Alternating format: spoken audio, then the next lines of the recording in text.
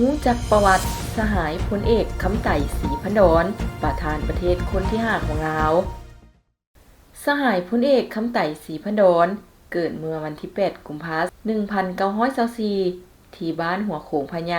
เมืองโขงแขวงศรีทันดรหรือแขวงจำปาสักในปัจจุบันเป็นบุตรของพ่อนีรไซและแม่สายบัวนีรไซในครอบครัวชนชั้นชาวนากลางมีอ้ายและน้องร่วมกัน6คนเวลาอายุ7ปีได้เข้ามาอยู่เวียงจันทน์นำพ่อเฒ่ามาหาแก้วและได้เข้าเรียนอยู่ชั้นประถมหลังจากนั้นก็สอบเสียงเข้าเรียนมัธยมป่าวีซึ่งเป็นโรงเรียนมัธยมแห่งเดียวอยู่ประเทศลาวในสมัยนั้นท้ายปี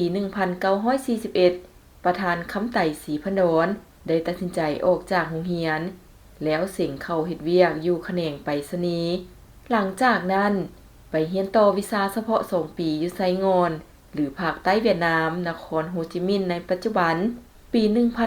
1944 ประธานคำไต่ศรีพันดรได้รับการแต่งตั้งเป็นนายสายและได้ไปประจำการอยู่แขวงพงสาลี ปี 1946 ประธานคำไต่ศรีพันดรได้ไปเป็นหัวหน้าไปรษณีย์อยู่แขวงจำปาสัก ปี 1947 หา 1948 เป็นนายทหารประจำเสนาธิการเขตใต้อยู่ชายแดนลาวไทย ปี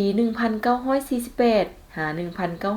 1950 เป็นผู้แทนรัฐบาลลาวอิสระประจำเขตใต้และรับผิดชอบก่อตั้งที่มั่นการปฏิวัติอยู่เขตใต้ ปี 1950 หา 1952 เป็นกรรมการศูนย์กลางแนวลาวอิสระ ปี 1952 หา 1955 เป็นประธานคณะกรรมการเขตทางรับผิดชอบการทหารเขตกลาง ปี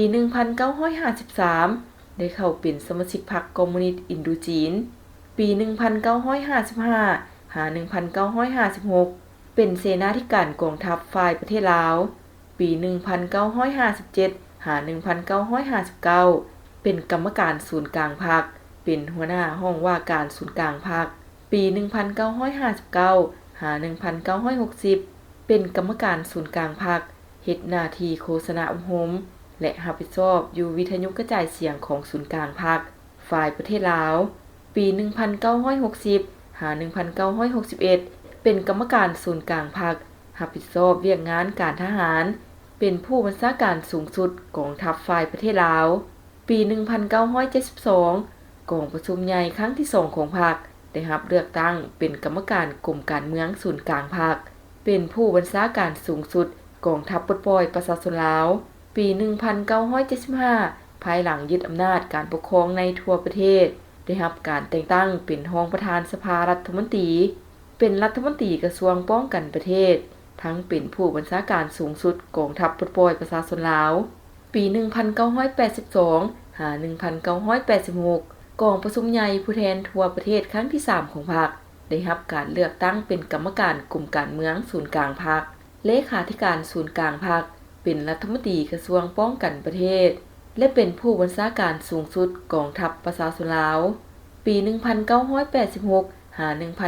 1991 กองประชุมใหญ่ผู้แทนทั่วประเทศครั้งที่4ของพรรคได้รับการเลือกตั้งเป็นกรรมการกรมการเมืองศูนย์กลางพรรคเลขาธิการศูนย์กลางพรรคอีกเท่าใหม่ทั้งรับผิดชอบเป็นรัฐมนตรีกระทรวงป้องกันประเทศและเป็นผู้บัญชาการสูงสุดกองทัพประชาชนลาว ปี 1991 กองประชุมใหญ่ครั้งที่5ของพรรคสหายได้ถูกเลือกตั้งเป็นกรรมการกรมการเมืองศูนย์กลางพรรคและเป็นรองนายกรัฐมนตรีกระทรวงป้องกันประเทศทั้งเป็นผู้บัญชาการสูงสุดกองทัพประชาชนลาววันที่15สิงหาค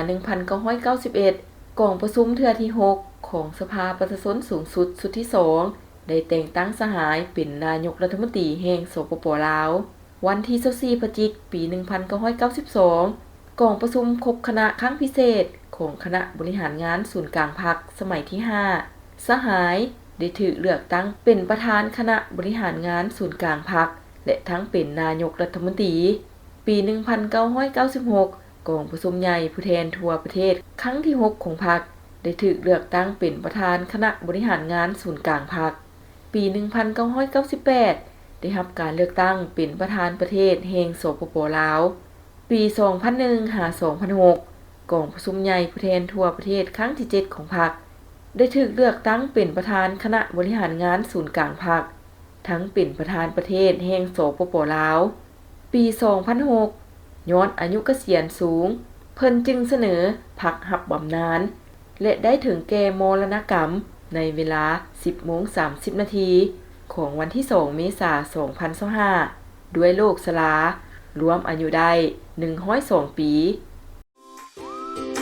ดินงามบ้านนาไหใกล้ตลาดดงคำสร้างห่างจากทางใหญ่ประมาณ100เมตรมีทั้งปู่ยางผ่านกลางกว้าง6เมตรผ่อน12เดือนบ่มีดอกเบี้ยและสามารถผ่อนระยะยาวถึง15ปีพิเศษระยะนี้ทั้งบริษัทมีของแถมหลายอย่างเช่นกงเตอร์น้ำกงเตอร์ไฟฟ้าเสาหัวดินจีปลุกสร้างได้เลย